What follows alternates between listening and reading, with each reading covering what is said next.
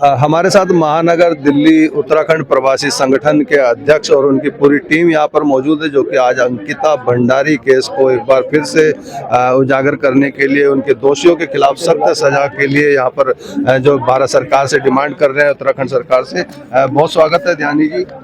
पूरा मामला तो लोग जोशी जी आए, फिर भी आप एक बार बता दें हमारे दर्शकों को। जी, जैसे कि आपको पता है, पूरे उत्तराखंड की जनता जो है अपनी बेटी अंकिता भंडारी के लिए जमा हुई है, उसके इंसाफ की मांग के लिए। 2022 में उसकी हत्या हुई थी। हत्या से पहले उसके साथ बलात्कार हुआ था। ये हालांकि तथ्य सरकार छुपा गई, लेकिन फिर भी जब जन आंदोलन खड़े हुए इस विषय पर, पहले उत्तराखंड सरकार ने कोई कार्रवाई नहीं करी, लेकिन जब आंदोलन खड़ा हुआ तो उसको जो है जो अभियुक्त है उनको गिरफ्तार करना पड़ा।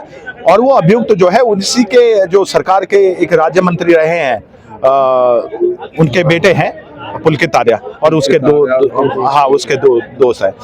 और उन्होंने जो हत्या की है वो किसी वीआईपी के, क्योंकि अंकिता भंडारी को मजबूर किया जा रहा था देह व्यापार के लिए, और जो है उसने मना किया। पहाड़ की बेटियों का अपना सम्मान होता है, पहाड़ के लोग भूखे मर जाएंगे लेकिन अपना सम्मान, अपने इज्जत, अपनी अस्मिता को दांव पर नहीं लगाते।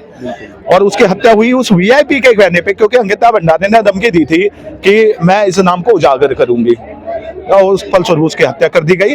अब उस वीआईपी का नाम, हाँ बिल्कुल। और सबसे बड़ी बात है कि देखिए, सरकार के ही विधायक, जो वहां की विधायक है रेणु बिष्ट, उनके द्वारा बड़े जोर शोर से सोशल मीडिया पे उनका वो है वीडियो है कि मैंने बुलडोजर चलवाया है, सारे सबूत नष्ट कर दिए गए। और अब जो है उस वीआईपी का नाम सार्वजनिक हो चुका है। मैं इस बात की पुष्टि नहीं करता कि वो सत्य है असत्य है, लेकिन पूरा उत्तराखंड उबल रहा है।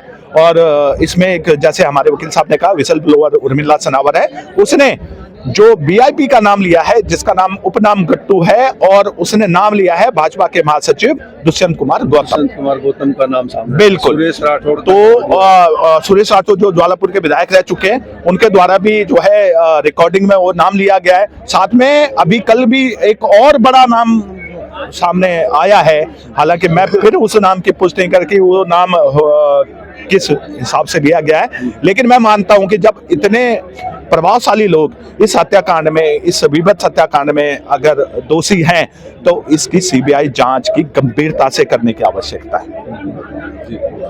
आप कुछ कहना चाहेंगे? इस पूरे केस में जो भी इन्वेस्टिगेटिंग ऑफिसर था, उसने राज्य सरकार की गलत नीतियों को सपोर्ट किया, और जो वीआईपी लोग थे उनको बचाया।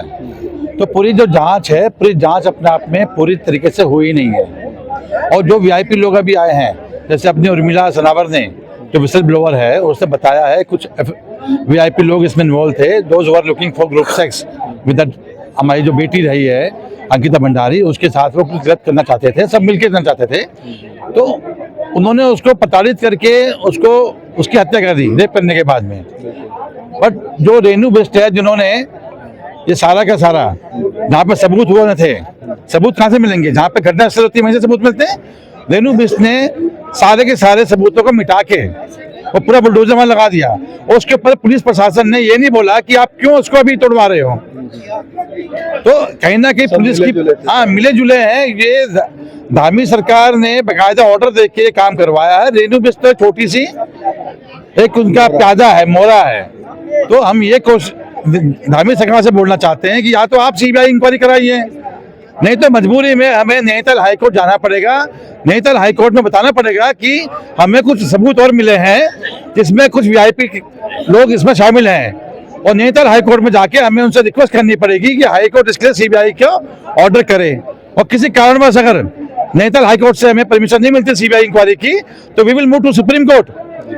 It is a matter of a girl's death with rape. जिस तरह के अभी ऑडियो आया है, जो नाम सामने आया, तो इससे कितना मजबूती मानते हैं? सबसे पहले हम आपको धन्यवाद देना चाहते हैं मीडिया कर्मियों को, जो हमारी आवाज़ को आगे तक पहुंचा रहे हैं। हमें सबसे पहले यही है कि अंकिता भंडारी को न्याय दिया जाए, और धामी सरकार इस बारे में सोए मत, सो गई है। धामी सरकार से हमारा अनुरोध है कि उत्तराखंड की जनता हाहाकार कर रही है, सड़कों पर आ रही है। हम उत्तराखंड की सरकार को ये जगाना चाह रहे हैं कि जागो, अंकिता भंडारी को न्याय दो।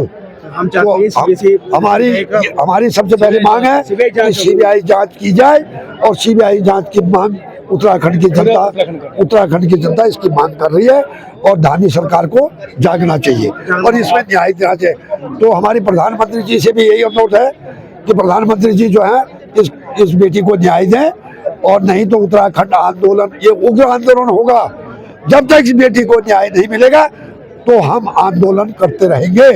आपको लगता है जिस तरह से जो ये ऑडियो आया है और जिस तरह से नाम सामने आ रहे हैं तो इस केस को मजबूती मिलेगी और सरकार बिल्कुल मिलेगी, सुप्रीम कोर्ट इस पे संज्ञान बिल्कुल मिलेगा, संज्ञान लेगा। यहीं से जो आवाज उठेगी, बुलंद आवाज यहीं से होगी, जंतर मंतर से। और आप मानते हैं उत्तराखंड देवभूमि में गलत गंदी राजनीति के चलते ये बहुत गलत राजनीति हुई है और हम चाहते हैं कि सीबीआई का जांच हो जाए और इसको बर्दाश्त नहीं किया जाएगा। ये आवाज यहाँ से उठी है और ये आवाज आगे जाएगी आवाजें, और ये आप ये जो समझ रहे हैं कि लोग आवाज यहाँ तक है, ये आवाज बहुत आगे जाएगी और न्याय जरूर मिलेगा इसको।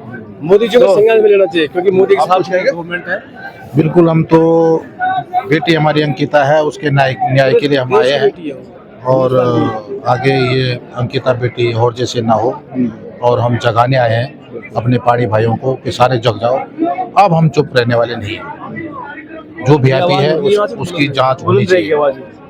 एक सवाल और रहेगा, जैसे उत्तराखंड एकजुट क्यों नजर नहीं आ रहा है इस मामले पे? जैसे कि आज यहाँ पे 2 धरने हो रहे हैं। हाँ, उत्तराखंड एकजुट नहीं होने के पीछे सिर्फ राजनीतिक मंशा है, जो गंदी राजनीति का परिप्रेक्ष्य यही है कि किसी भी तरह से इन प्रकरण से हमारे को राजनीति के अंदर रहना होता है। इसीलिए जब हम लोग समाज की बात करते हैं, समाज के अंदर हमारा बंटवारा राजनीति के लोग करते हैं, तब हम लोग बीजेपी वाले या कांग्रेस वाले हो जाते हैं। लेकिन जब हमारी अपनी बेटी के साथ न्याय की बात होती है, न्याय संगत बात होती है, उसके लिए फिर एक पूरा उत्तराखंड समाज फिर से इस सोई हुई और निष्क्रिय सरकार को जगाने और हटाने का कार्य करेगी। उसके पश्चात हमारी माँ, बेटियां और उत्तराखंड की अस्मिता हमेशा बची रहे। बेटी बचाओ और बेटी को बढ़ाओ का जो नारा है वो सार्थक करने के लिए हम सब लोग आज यहाँ पर एकत्रित हैं। आगे भी रहेंगे। बहुत धन्यवाद सर।